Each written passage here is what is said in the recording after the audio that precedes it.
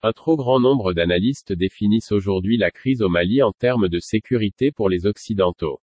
En outre, la realpolitik domine l'agenda politique. Dans cet article, nous allons tenter d'imaginer ce à quoi pourrait ressembler une approche basée sur la consolidation de la paix si elle était appliquée au conflit malien.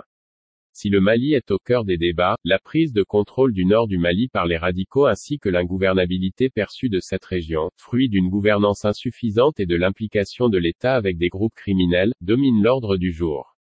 De plus, des groupes terroristes internationaux bien armés, équipés et formés profitent actuellement de cette situation.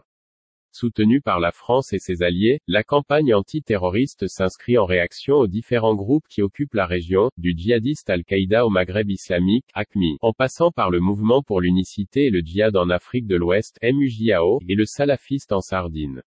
Ces derniers sont considérés comme une menace pour la sécurité, non seulement des régions et populations locales, mais aussi de l'Europe. En d'autres termes, un trop grand nombre d'analystes définissent aujourd'hui la crise au Mali en termes de sécurité pour les Occidentaux. En outre, la realpolitik domine l'agenda politique. Toutefois, la lutte contre le terrorisme menée par des puissances extérieures n'est évidemment pas compatible avec la consolidation de la paix. Et pourtant, pour que le Mali puisse se remettre de la crise actuelle, il est impératif de trouver des solutions ancrées dans la consolidation de la paix. Et ce, en tenant compte de la politique ainsi que de la réalité historique et socio-économique du pays.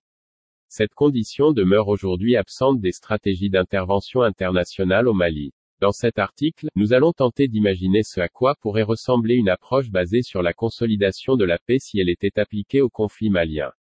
Je suis Martial Mbomo pour Gand Digital News.